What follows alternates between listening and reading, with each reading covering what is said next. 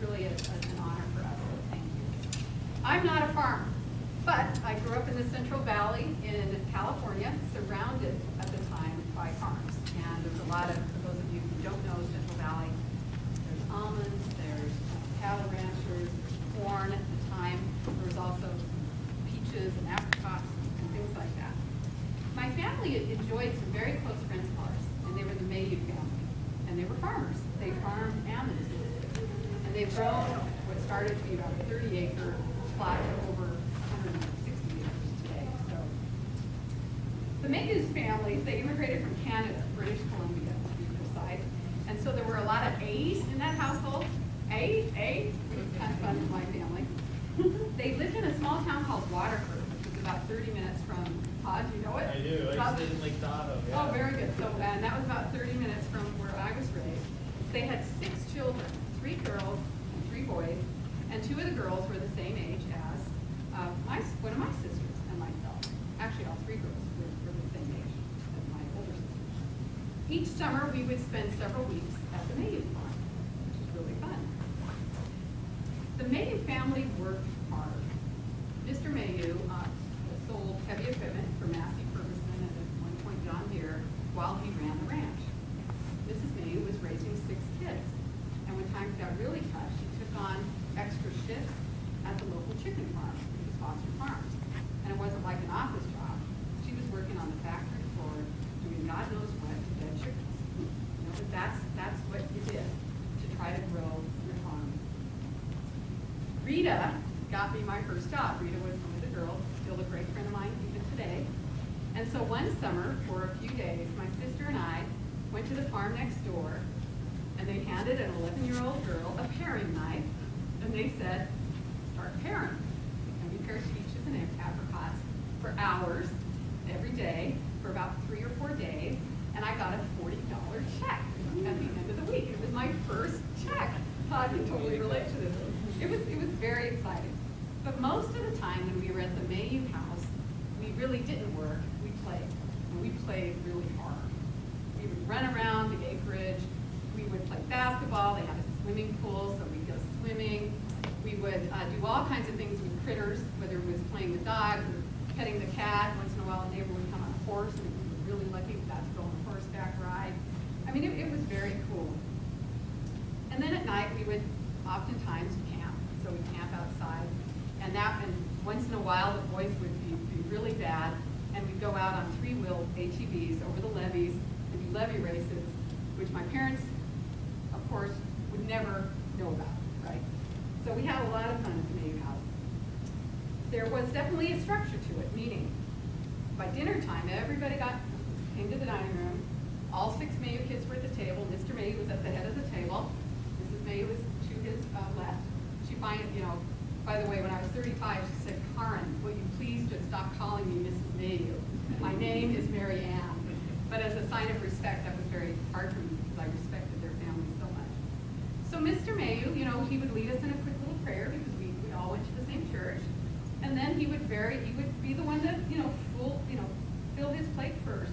And as he was slowly putting in his, grabbing his mashed potatoes one night, he said this. He said, it is easy to flap your jaws, squawk like a chicken, and do nothing. Eh?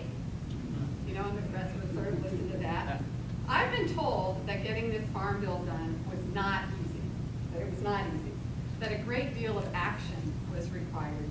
And there are some elements of the bill that will likely inspire more action and hopefully innovation.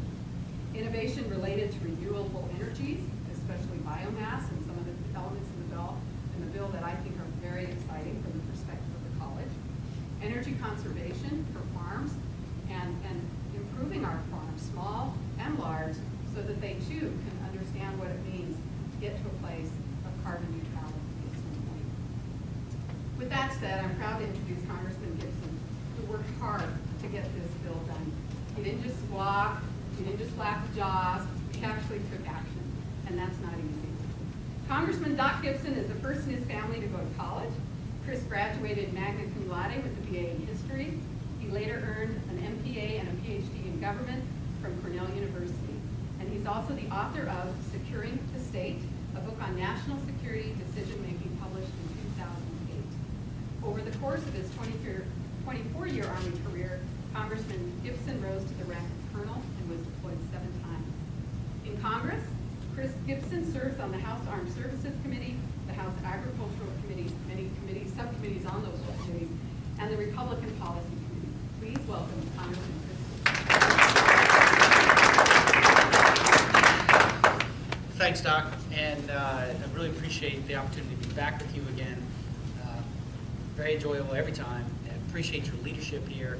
You're off to a tremendous start. I know the county is very excited, the region is very excited. I look forward to continuing to work with you going forward. And I want to thank the local officials who came here as well, and we've got some subject matter experts that are going to come up here in a little bit to talk about the importance of the Farm Bill. And what I want to do is just right up front explain a couple of reasons why it's so important to have events like we're doing right now. The first of which is to express gratitude. This Farm Bill has been constituent driven. I was a soldier about 4 years ago, so I had a lot to learn about agriculture and farming. And I pulled together an ag advisory panel, and I've been on the process of learning since that time, and we took a lot of points that came directly from farmers throughout upstate New York, from conservation advocates, from broadband advocates, those helping fight Lyme disease, and in fact, university presidents, and working along with those that are advancing the cause of manufacturing here in the Hudson Valley. And their ideas, and you're going to hear from Todd in a little bit too, who's been highly successful in leveraging this Farm Bill to help upstate New York. But getting their ideas for reform in the bill, and it made a difference. They absolutely made a difference. We got over a couple of dozen provisions that came directly from our district. We got it in the Farm Bill, and I think that's a worthy point. Second point, the reason why I do events like this is that, and Eli, thank you for being here, the Farm Bill, which I believe is going to be good for upstate New York, and it's going to be good for rural America, in large measure, you have to ask for it. You got to request it, these programs. So you got to get the word out. So that we're working hard at that. Sending out electronic newsletters, meeting. We worked with the Farm Bureau, and they've sent out a lot of information, teletown halls, but also important that media outlets cover some of the details that are going to be in here, because it's important that the word get out so that we can take advantage of these programs, which I think are going to make us stronger. So I'm going to hit 4 different areas here, just thematically. The first of which I'll talk about dairy and how important. I'm proud of the dairy farmers right here in Sullivan County. From there, I'm going to talk about provisions that support local and regional food systems by local, which I know there's some great work being done here on that score. Then I'm going to hone in on beginning farmer program, something critically important to our country. As proud as we are of our farmers, we're immensely proud. Biased. I think we have the smartest, hardest working farmers in the world right here. But let's also recognize that the average age for a farmer is 57. So we're going to have to inspire a whole new generation to come to the farm. This is important for us. It's also, I think, has national security implications, because if we lose our family farms, we know we're going to continue to eat, but we'd end up importing food. We don't want that. Our family farms represent all that's good in our country. We want to see family farms flourish. And we also don't want to deal with food security issues. So, and I'm telling you as a guy that spent a lot of time overseas dealing with the fact, or certainly related to the fact that we weren't energy independent. I want to see us become energy independent, and I never want to see us become dependent on other countries for food. So that's why this Farm Bill is really, really important. We'll talk about the Beginning Farmer Program, which has a lot of exciting dimensions to it that are going to help.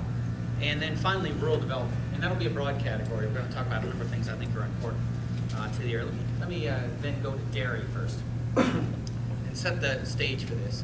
So in 2012, you'll remember the summer of 2012, we had a severe drought that hit our country.